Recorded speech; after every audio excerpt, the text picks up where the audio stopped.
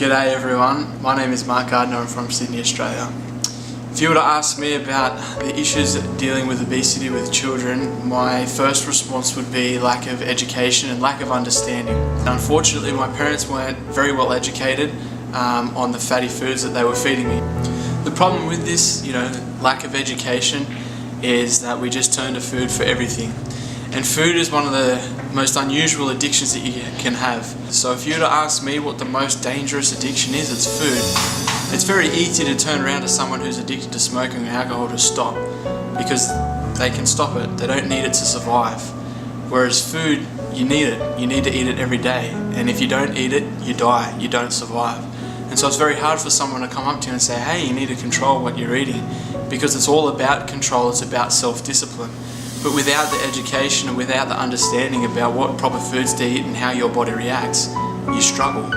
And it's the hardest thing to break out of. That's what obesity is. It's not just about being overweight, it's about being dependent on substances to help you get through those hard times. Probably one of the hardest things about obesity is it never leads to any good. You can look at things like the money that you spend on eating all the bad foods, the lack of nutrition, not to mention just all the weight that you're putting on. Also the mental issues like depression and other things. I was someone who suffered from depression as a result of obesity. It caused me just a lot of heartbreak, a lot of hurt, and as a result of that, it then led me to getting some surgeries to help with my obesity. I was out of control. I couldn't control how much I eat, and as I said before, you can't just stop eating. You can't just stop it. It's always going to be there. And so I had a surgery called a sleeve gastrectomy, which was one of 3 surgeries that I had. But this surgery limited how much I could eat. They actually removed part of my stomach, and I couldn't eat as much and I still can't eat as much as everybody else. After having these surgeries, I was very successful in losing a lot of weight. I went from 375 pounds down to 198 pounds, which is at my smallest. I'm probably about 220, 230 now. I fluctuate a little bit. But even now, 6 years after having that surgery and losing all the weight, I still struggle with eating, and I still eat the foods that I shouldn't be eating, and I go up and down, and I go on diets, and I go on clean eating plans, and then I go off them again, and I keep putting on the weight.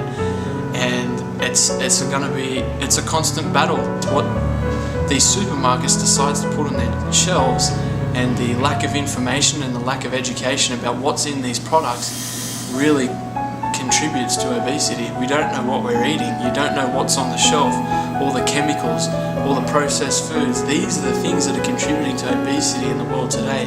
And without understanding that, it's going to be a continuing problem. It's going to cause depression, more depression. It's going to lead people like me to go and get surgeries, which cost thousands of dollars. And it's something that's going to stay with me for the rest of my life. One day at a press conference, so frustrated because everybody wanted to talk about anthrax and terrorism, and a reporter inadvertently in a room this size filled with reporters said to me, well, Surgeon General, what is the most challenging problem that you're facing? Of course, this is after 9/11 and anthrax. I said, obesity. Dead silence. Nobody knew what to ask me. And they said, why? I said, because it's the terror within. That resonated. Got in every paper. Surgeon General says this is a terror, and equated it to terrorism. But I says it is because, I said, but I'm telling you, 9 million children today are overweight or obese, and they, in fact, are deteriorating before your eyes. The fact is that we have 9 million children in this country who are overweight or obese. We have unprecedented amount of type 2 diabetes in our children, and we're starting to see hypertension in our children in grammar school. We're taking middle-age disease and ratcheting it down in a cohort of youngsters who are sedentary, spend far too much time on PlayStations and not enough on the playground, eat indiscriminately. When I'm telling you, this generation could be the unhealthiest in history, and my epidemiologist had told me at the time, Surgeon General, this could be the first generation of children in the United States that lives less than its parents, unless we do something about this.